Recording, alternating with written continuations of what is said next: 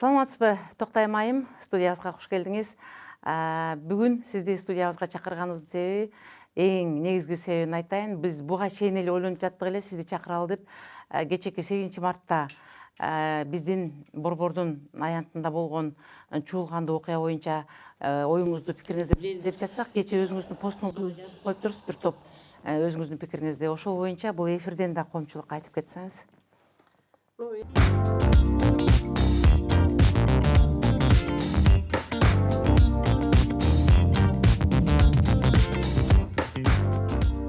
Эмне деп айтайын, биринчиден өтүп кеткен байрамыңыз болсун. Рахмат, өзүңүздүн дагы. Жаңы ишти катуу баштапсыз, ишиңиз илгери болсун. Анан жакшы теманы көтөрүп атасыз. Себеби деген, бул окуяны мен быйылкы 8-марттан баштайм, былтыркыдан баштайм. Тилекке каршы бул окуяга жол ачып берген, былтырдан баштап жол ачылып берген нерсе болуп атат. Тарыхый нерсени карасак, бул 2003 жылдан баштап түптөлө баштаган Кыргызстандагы коркунучтуу багыт. Бул багытты атайын Орто Азияда өрт жаратыш үчүн жанагы ар кандай диний салттуу көз караштагы адамдарды кагылыштырууга даярдап аткан чоң сырткы саясаттуу механизм. Орто Азияны мынакей 10-жылы бөлмөк. 10-жылы төңкөрүш бекер болгон жок. Ага даярдык 2005-жылкы төңкөрүштагы, 2010-жылкы төңкөрүштагы бул сырткы саясий ар кандай күчтөрдүн мурун жазылып даярдалган пландын негизинде жасалып аткан иштер. Бул багытта ар кандай технология ыкмаларды колдонгон чоң эл аралык бейөкмөт уюмдар бар, ар кандай күчтөр бар.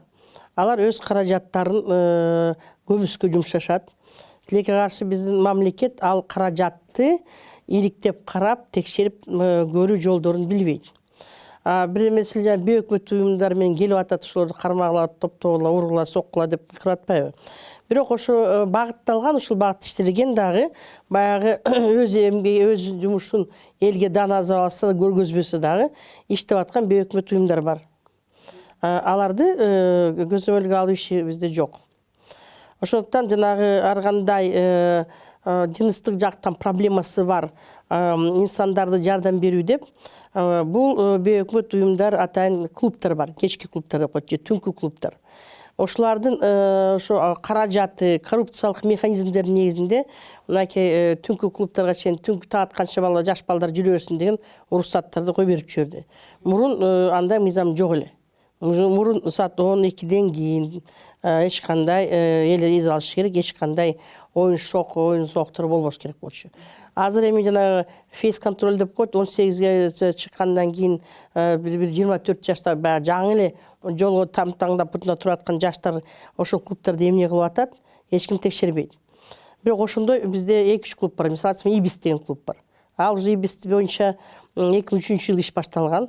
Ал баягы куугунтукка салынган нерсе көбүнчө неме болот да. Ошо Ибис деген неменин түнкү клуб кайта өзүнүн немесин элге жайдырды, ар кайсы депутаттардын арты менен коррупцияга малынган. Жана азыркы кезде ошол клуб негизги биздин идеологияны талкалап, жаш өспүрүмдөрдүн жолун бузган бир очок болуп калды, борбор болуп калды. Ошодон иштеп чыккан бейөкмөт уюмдардын лидери бүгүнкү күндө комитет по пыткам мамлекеттик органдарга кирип кетти. Алар жөнөкөй инсандар, бирок ошолордун культурасын, ошолордун жүрүш-турушун колдогон үчүн абдан чоң чет өлкөдөн каражат алат. Каражатты ар кандай түрү менен берет. Өздөрүнө береби же башка балдарына береби же бир башка бир компаниядан бердирип коюп, аны карап аныкташ абдан кыйын нерсе. Ар кандай ыкмалар бар да. Ким алып жаткандыгы жөнүндө сизде маалымат жокпу? Аты жөнүн айтып Аны үчүн финразведка бар. Финразведкада бүт маалымат бар. Кимге кандай каражат каяктан келгенге. Бирок финразведка муну эшикке алып чыгып ачыкка чыгарам десе чыгара алат. Чыгара албаса ал финразведка чыгарбагандан кийин биздеги маалыматты тастап бериш өтө кыйын. Бирок ошо грантовый негизинде атайын ушулардын ушундай инсандардын укугун коргойбуз деген адамдар бар. Бейөкмөт уюмдар бар. Топтор бар. Керек болсо бизде коркунучтуу диний агымдар бар. Диний агымдардан кандай акча келип атат, эч ким текшерген жок. бейөкмөт уюмдар юридический организация регистрация болса бир топ акча диний агымдар менен келет. Диний агымдардын бизде бир 100 түрү бар экен. Мисалга айтсак, базыр жана мурун кара кийип алып биз өстүп урушуп атпайсыз, исламды бузуп атасың деп. Исламдын кийимдерин кийишип алып туруп, арабча жаздырып алып туруп, кабала деп коет. Кабалисттердин, сатанисттердин китептерин, үймө-үй егевисттердин китептерин биздин кыргыз балдар ташып жүрөт. Билмесе сиз Куранга каршы чыгып атасыз, исламга каршы чыгып атасыз дейт. Жазылган китепти карап отурсаң, араб тамгасын менен баштап койгон менен кыргызча текстте ошондой коркунучтуу агымдардын түптөлгөн которулган маалыматтардын башына бир-эки араб тилинен жазып коюп, биз арабчаны билбейбиз да. Калган маалымат кыргызча кетип аткан маалымат ошо кабалисттердин, йоговисттердин. Эгер мурун орусча китептерди алып келсе, ошол Егованын китептерин кыргызча ар бир үйгө кууп, биз даватчыбыз деп келип, ошо даватчылар аркылуу таркатып атат. Эл караңгы. Бул жакта ким иштеш керек? УКМК иштеш керек. УКМК өз ишин алып барган жок. Ошо дүйнөлүк гей-парадты Кыргызстанда даярдаган жатыптыр, уруксат алышыптыр. Керек болсо ошо Жантөрө Сатыбалдиев учуруна уруксат алыптыр деген ушак айым кеткени мен ишенген эмесмин. Себеби деген Орто Азияга келсе, биз все-таки исламский бабат араб, ислам динин колдогон регион болсок үчүн кантип биздин Кыргызстан ошондой барсын депчи. Бирок гей-парадты Роза эжебиз баш болуп, түптөп былтыр берди. Гей-парад ачылды. Гей-парадтын атайын 8 мартка карама каршы алып чыккан себеби бар. Себеби деген 8 март феминизм кыймылы. Аялдардын, энелердин өз энелик жана инсандык касиети үчүн күрөшкөн күн катары белгиленген. Үй бүлөнүн куту катары сактап калыш үчүн күрөшкөн. Бизде болсо ошол үйдүн куту эмнеден турат? Энеден, баладан турат. Баладан, төрөттөн, баланы тарбиялоодон, чоңойтуудан турат. Бердеги азыр карама каршылык эмне болуп атат? Жок, биз жыныстык жактан баарыбыз, мисалга мен кыз эмесмин, эркекмин, эркек кыз болуп төрөлүп калдым. Мен эркекке үйлөнүшүм керек, аялга үйлөнүш керек деген багытта ошол теманы карама каршылыкка алып келип атат. Бул саясат эмнеге алып келет? Бул дүйнөлүк саясат бар, баягы ачык жарыялаган менен саясат бар. Адамзаттын саны азыр 7 миллиарддан ашып кетти. Биздин көк жеренебиз көтөрө албайт. Аны багыш керек. Ошондуктан алардын элдин санын кыскартуу саясаты катары ушундай ыплас технологиялар колдонулуп атат да. Эгерде Совет өкмөтүнө кайрылып көрсөк, Совет өкмөтү деле ошо жанагы баягы жанагы элдин санын көбөйтүү маселесин көтөрүп, культура жак менен алып кеткен. Ошо 8 март ошо культурный, аялдын өзүнүн аң сезими өзүп, биринчиден өзүнүн келечеги жөнүн ойлоп, өзүнүн урматтуулугун ойлоп, билимдүүлүгүн ойлосун деп аялды үндөгөн. Аял теңме-тең эркектер менен шарткак иштеш керек. Жана үйдүн жүгүн эркек да аялда тең көтөрүш керек деген саясатты алып кеткен. Ошонун негизинде биздин курактагы жаштар эң көп десе бирди, эң көп десе 3 балалуу болгонбуз, эң астары 1 бала менен калып калышты. Анан кийин баягы билими жок адамдар көбүнчө үйдө калат, иштей албайт, анан аял кишини эле баягы төрөй берет деген ой пайда болгон да. Ошондуктан Совет өкмөтү өзүнүн санын кыскартууга алып келген да. Кытай болсо башкача кетти. Кытай ар бир үй бүлөгө бирден гана балага чектөө коюп койду. Быйыл азыр 2 балага уруксат берди чектөөгө. Себебиден аябай катуу чектеген соң баягы регрессия элдин саны өтө тез, көп элдин саны тез кыскарып кетиши мүмкүн. Ошол себептен Кытай азыр 2 балага гана уруксат берди. Артык баш төрөсөң ар бир балага абдан чоң налог төрөйсүң. Жанагы тилекке каршы башка да Америкада агымдар бар, алар фонддор. Алар эмнени тандады? Биринчиден арабтардын шрифтин колдонуп, ислам дүйнөсүндөгү мусулмандардын санын кыскартуу. Буларды кыскартуу үчүн бул өдөнө өздөрүнүн салтына жок нерселерди алып келиш керек. Биринчиден ошого кимдер барат? Биринчи үй бүлөсү каражаты бар. баягы билимдүү жаңы иштеген нерселер барат, инсандар барат. Алар жанагы карапайым үй бүлөлөрүнө карама каршылыкка келсе, бул эмнеге алып келет? Согушка алып келет. Жана дүйнөлүк кагылышууга алып келет. Мына эң коркунучтуу кагылышуу диний кагылышуу да. Диний көз караштагы кагылышуу. Жана карама каршылыкка чыгуу. Эгерде башка нерседен тил табышып кете алса, баягы ушундай руханий, диний кагылышуу башталгандан кийин бул кылымдан кылымга кете турган кагылышуу да. Вот, анан эми феминизм деген түшүнүк эмне? Аял заттын ички дүйнөсүн байытып, анын өзүнүн мүмкүнчүлүктөрүн, жөндөмдүгүн алып кетип, дагы айтып кетейин. Жөнөкөй сөз менен айтканда, бул эриш аркак кетүү. Биздин феминизм, биздин только кыргыздын философиясына, жана кыргыздын турмушуна, жана кыргыздын тагдырына байланыштуу нерсе. Себеби деген эч бир улутта, анткени эң байыркы биз элбиз, ошол эле англосактар, германосактар, башка сактардан кеткен эмелердин баары биздин культурадан чыккан адамдар. Ошол себептен, когда биз айтып атканда, байбиче дайыма айылды түптүгөн. Эң аксакал байбиче кеткен, байбиче болгон кезде атайын элечек кийген, эң улуу айым, ал гана чечкен бул айылды тияка көчүрөбүз. Же кыштоодо титегерге өнөбүз, конобуз, же жана жайлоого кеткен титегерден конобуз. Себебиден тияктан шамал келбейт экен, бери сууга жакын экен, бериден сел алып кетпейт экен. Аялдык кемеңгерлик менен чечип турган нерсе. Стратег болгон. Биздин аялдар стратег болгон. Аткаруучу катары эркектер болгон. Сайып кел, чаап кел, алып кел, тиз тургуз кур дегенде эркек киши баштаган. Ошондуктан биринчи байбиче бизде ат жалында биринчи алдыда байбиче кеткен. Аял кишиси. Жана жүзүбүздү жапкан эмеспиз. Элечек кийгенден кийин, мен азыр айтышат, сиз элечекти эмне кийбейсиз дейт. Менин биздин апамдын урунда Үмүталиевтердин айтып коеюн. Мен деле өзүм фамилиям Үмүталиев, кан журтун деле билет. Биздин апаман улуу 2 абысыны тур азыр. 2 аталаш абысыны. Менин апам кийгенге акысы жок элечекти. Себеби деген эң акыркы аксакал кийет. Ал кийип атат уже. Му апа дегендерибиз бар эле, азыр башка апабыз бар, ошо кийип элечек кийип жашнак кылып баарын башкарып отурат. 80ден ашса дагы ал кишинин айткан деген анын алдынан өтпөй эч кандай иш кабыл алынбайт.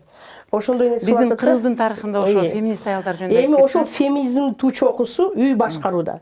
Үй башкарууда, айыл башкарууда, эл башкарууда бизде дайыма башында аялдар турган. Эпос манасты карап көрөлүк, мынакей тилекке каршы угулбай калып атат, Карлыга чапа болгон. Эр сайышка чыгып, эң эрке кыз, эң баатыр кыз болуп туруп, мамлекеттүүлүктү түптөгөндө бир тууганы Манас менен бирге жүргөн апа Карлыгачык болуп атат. Манас ата менен сайышкан ким болуп атат? Кыз Сайкал. Анан кадай эстеп кетсек батырларды да. Биздин ошо Арки апа деле, Каныки апа, Жаңыл мырза, анан кийин Курманжандат апа. Биздин тарыхыбыз дагы Тамирист алып коелу, Тамара ханым. Тамара биздин эме апаларыбыз. Евразиянын багынтырган Тамирис апа. Ошондуктан феминисттер ошолор болгон. А Европа, ошо феминизмге тайынган Европадагы эң биринчи аялдын теңдиги үчүн күрөшүп чыккан бул 2 аял болгон. Роза Люксембург, Клара Цеткина. Анан ошондуктан 8 мартты революционер айымдар баягы бийликти ак патшанын бийлигин төңкөрүүгө жол ачып келген айымдар түптөгөн күн болуп атпайбы? Түптөгөн күн. Аялдардын укугун коргоо үчүн. Да, аялдардын укугун. Гей парад менен аялдардын укугу бул 2 башка нерсе. Бул жерде бизде имамдар, мисалы үчүн Чубак ажы же Озу Максат ажылар, алар айтып жатпайбы, бул 2 аял бир экөө үйлөнгөн, экөө деген эми Чубак ажы биринчи хотя бы мен сунуштатам, имамдарга айтып коёдум. Имамдар эң биринчи хотя бы исламдын тарыхын окуп алышсынчы. Суннизм менен шиизмдин айырмасын билишпейт. Ачык айтайын. Суннизмде исламдын тарыхын билген, накта билген баягы биздин илгерки мен жет атам жет өттөң молдо болгон. Бердикенин мечити мен эң акыркы мен кармап калгандардын бири Султанкул молдо деген болгон. Молдолордун арасында мен чоңойдум. Мындан келди 8 март күнү чыккан биздин молдолор ошол кезде молдолор. Мынакей Султан Мөрөк ким деп сурап көрсөңүз айтып бере алабы? Биздин молдо айтып бере албайт. Эч кимиси тарых билбейт. Көр баланын тагдырын билеби? Көрнөмө мен сураштырып атам, арбакнама көрнөмө деген бар эле, ушул билесиңерби? Эч ким билбейт. Себеби деген бир топ өзүбүздүн исламдык баягы салттуу исламдагы салттуулукту биздин имамдар билбейт. Бул цеткин менен эч ким күлөнгөн эмес, тарыхты билбеген маңкурттардын айтып атканы. Мындан келди ошо 8 март күнү биздин аялдар туура эле өздөрүнүн укугун коргоп чыгышыптыр. Мүмкүн биздин коомчулук ага туура эмес мамиле кылып жанагынтип Эми мындай, эгерде булар былтыр алдын ала дүйнө жүзүнө жарыялап, Кыргызстан очередной гей парадты Бишкекте 8 мартта өткөзөт деп жарыялады. Ал жөнүндө УКМКларга айттык. Мэр, шаардын мэри билди, уруксат берди.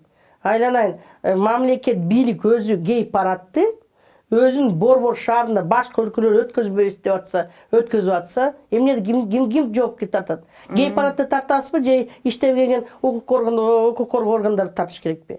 Эми кечөөндө эле 8 мартында өтө берсин. Өзүнүн парадын каалаганда өтсүн эмесин иле берсин да. Азыр баштадыңарбы, уруксат бердиңерби? Эмне үчүн 5 киши мынакей политзаключенныйлар менен митинг кылабыз десе уруксат бербейт. Кодекстерди жоготкула ошо митингге барабыз десе уруксат бербейт. Анан реакция митинг чыга турган болсо, гей парадтын баарына ким кайсы бийлик урут берип атат? Ким бийликте ошолорду көзөмөлдөп, колдоп, кайтарып ишин алып барып атат? Значит, биздин бийликте системада отурган адам бар, сырткы каражаттарды алып атат, жей турган жеп атат, ичип атат да, жанагыдай шарттарга жол ачып коюп атат. Эми үчүн анда Роза Исааковна бир гана МВДнын министри кетсин деп, мэр жөнүндө айткан жок, мэрди эмнеге кетсин деп айтат? Ошондо Роза Исааковнадан сураңыз. МВДнын министри МВДнын министри парадта коопсуздукту түзүп бериш керек. Алар мушташпаш керек. Бири-бирин теппеш керек, башка кишини жемелебеш керек, түкүрбөш керек, кагаз тырылтпаш керек. Башка келген калпакчандарды бир жака тосуп кой, өткөзбөгүң. Алар өздөрүнүн немесин оюн ойной берсин, сен белки оюндарды ойной бер. Бирок ошол эле министрге айтайын. Азыр министрди мен айтат элем 2 ката кетирди. Ошол эле министрди алып келген Роза Исааковна өзү тарбиялаган, өзү чоңойткон министрлердин бири. Ошо министр менен бирге кошуп Да, Кашкарды ким алып келди? Роза Жекең алып келди. Кашкар менен Роза Жекең кимдин арты менен келди? Атамбаевдин арты менен келди.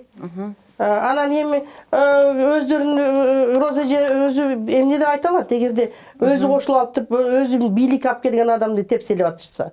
Эмне деп айта алабыз?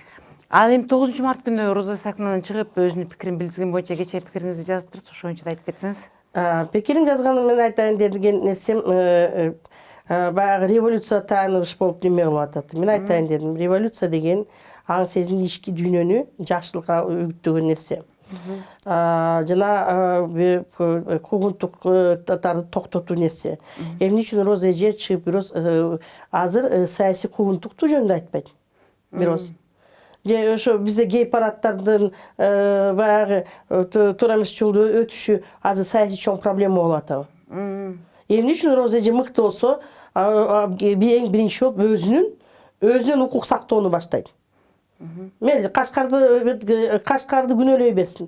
Но мен айтат элем, эгерде сен бирөөнүн укукту сактагың деп инсан болуп туруп, бийлик уже элге башың көрүлгөн неме, бийликте турдуң, башкарууда болдуң. Бир күн 2 күн отуруп кетип калсаң бир жөн эле. Сизден артык укуктук табагын эч ким билбейт. Эмне үчүн сиз өзүңүздөн баштабайсыз? Сиз мамлекеттин акчасын жеп атасың. Миллиондогон акчаларды кетип атат. Анын кароолчуларына, анын содержаниясына. Эмне үчүн резиденцияны бошотпойт? Себеби деген өткөн мезгилдин өткөн президенти деген мыйзам жок. Ошол президентти ошондой мыйзам жок, мыйзамдын негизинде өзүнө каралчыларды, акчаны бүт баарын Сооронбай Шариповичке таянып отуруп бөлдүрүп алды. Ай сайын ошо эки кароолчусуна бир 100 миңге жакын каражат кетет, кайтарганына. Жашаганына каражат кетет. Ишкен жегенине, пенсияларына кетип атат. $5-6 миң акча 5-6 миң доллар. Эгер даже ошону 5-6 миң доллар акчаны берип коелук, бир 20 доллардан эле жана жетим жесир балдарга кетсе, 250 кишини, 250 балага кичинекей тамагына каражат боло турган акчаны талтаңдап алып жешип атат. А мамлекетке пайдасы жок, Мамлекетке пайдасы жок. Мамлекетке ай сайын 300-400 миң сомго тегерегиндеги бунун баскан турганына 400 миң сомдун тегерегинде каражат жөн бюджеттен кетип атат. Ал пенсионерлердин окаты. Мен тапкан, мен налогторум кетип атат. А эмне үчүн сиз алып атасыз? Айтпайсыз, ай балдар, кечиргиле. Өмүрбек Чиркешев ушул мыйзамдын башын тапкан жок, аягын да тапкан жок. Конституцияда урдалды, бул мыйзамдын деги обсуждать этилген эмес, кагазы жок. Мен эми кайсы бетим менен мындай мыйзам кабыл алгыла? Өткөн мезгилдин өткөн президенти деген мыйзам кабыл алып, ана мен отурузгула берге. Кайсы бетим менен шерменде болуп ушунча акчаны мамлекеттен кантип жейм дейт. Анан да айтып кете турган нерсе, 7-апрелден кийин канча нерселер көтөрүлүп атат. Мына быйыл 10 жылдыктын алдында текшерүү көтөрүш керек. Эмне кайсы жактан Роза Отунбаевага, Роза Отунбаева фондуна түшүп аткан каражаттар чет өлкөдөн эмненин негизине келди? Багытты колдондубу ал акча? Ошол түшкөн акча Роза Исаковна келген эмес. Ошо жетим жесир калган балдарга таркалсын, бөлүнсүн, мындай билим берилсин деп лично Роза Исаковна келип аткан жок ал. Алга кетип атат миллиондон келген акча. Акчанын келгенин биз кантип далилдеп беребиз? Почему аны Финпол көрсүн? Эгерде өкмөт уюмдары учетто турса текшерилет. Канча налог төлөдү, канча иштеген кишиси жок, каяка кетип атат ал акчасы? Англиянын борборунун ортосунда үй алып атат, кызына деп атат. Ал каяктан кетип атат? 7-апрелде карызга акча алып жүрүп аткан үй бүлө бүгүнкү күндө анын баласы жерге асфальттарга акча чачып көрүнгөн жерде жамамыш болуп туруп акча чачып атты. Каяктан келди ал каражат? Кимден келди? Аны текшериш керек. Анан кимдин саясын, ошол гей парадтарды ушундай колдо деп келип аткан каражат да Роза эже бекер жан башын жерден көтөрбөйт. 5 чок дегенде 1 тыйын болбосо дагы көтөрүлбөйт эч качан.